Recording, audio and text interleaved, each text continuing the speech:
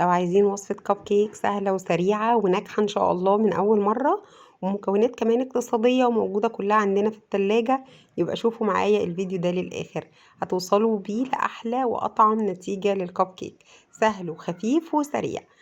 قبل ما نبدأ الفيديو، انا ولاء ودي قناتي، ما تنسوش تشتركوا في القناة لو اول مرة بتشوفوني، واتمنى تتابعوني على صفحتي على الفيسبوك باسم مطبخ لولي البحراوي. يلا بينا نبدأ على طول في وصفتنا. وهنجيب في الأول كده بيضتين بدرجة حرارة المطبخ، هنضيف عليهم نص كوباية من السكر.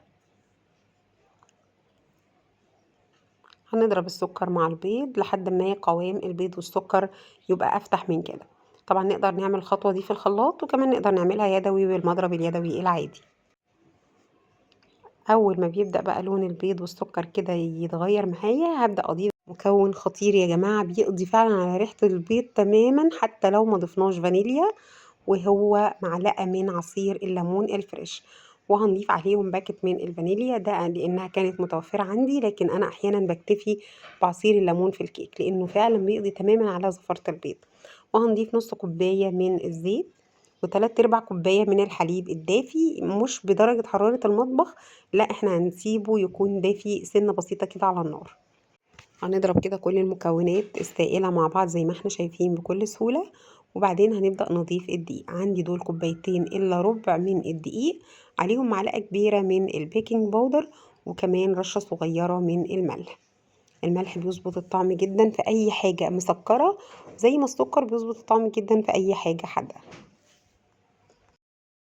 هنضيف الدقيق على مرحلتين، وما بنقلبش بقى كتير ولا نضرب بالمضرب في المرحلة دي كتير، عشان الدقيق ما يبدأش يكون عرق. الوقت اللي احنا بنعمل فيه الكيك بنكون طبعا مشغلين الفرن على درجة حرارة 180 لمدة 5 دقايق بس قبل ما ندخل فيه الكيك او الكب كيك بتاعنا. ودي قاعدة يا جماعة، ما تدخلوش الكب كيك او الكيك في فرن يكون متسخن من قبلها بفترة كبيرة، علشان ما يسلقش معانا الكيك بتاعنا. لازم تكون درجة الحرارة الفرن سخن، لكن ما تكونش برضو درجة حرارته قوية. وبندخلها طبعا، بندخل الكب كيك في الرف اللي في النص، ما بياخدش تقريبا 15-20 دقيقة بالكتير. خلاص كده ضفنا كل المكونات الجافة، وده قوام العجينة بتاعنا زي ما احنا شايفين، ناعم وانسيابي وفي منتهى الجمال، خالي طبعا من اي تكتلات، علشان البيض كان بدرجة حرارة المطبخ واللبن كان دافي.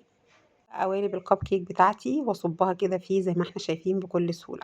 طبعا لو ما عندناش قوالب الكب كيك دي، نقدر نعمل نفس الوصفة بتاعتنا دي، نفضيها في صينية بس ما تكونش اكبر من مقاس 22. دي اكتر حاجة علشان تطلع ارتفاعها كويس معانا.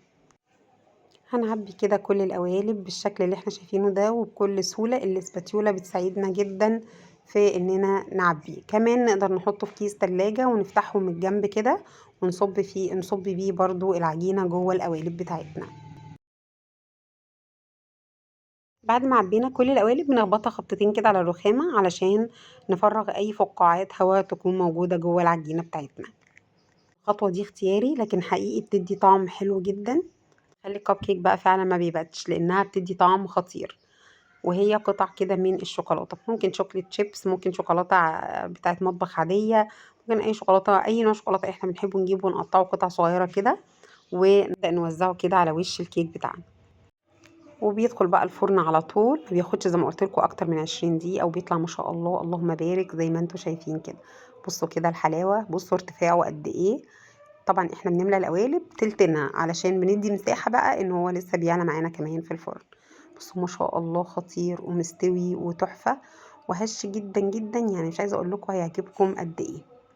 هنا بتكون خلصت وصفتنا للنهاردة. اتمنى ان شاء الله انها تكون خفيفة. لو لسه بتشوفوني لحد دلوقتي بشكركم جدا على المشاهدة والمتابعة، وارجو ان انتم تكونوا بتستفيدوا ان شاء الله من وصفاتي. اشوفكم فيديو جديد على خير، والسلام عليكم.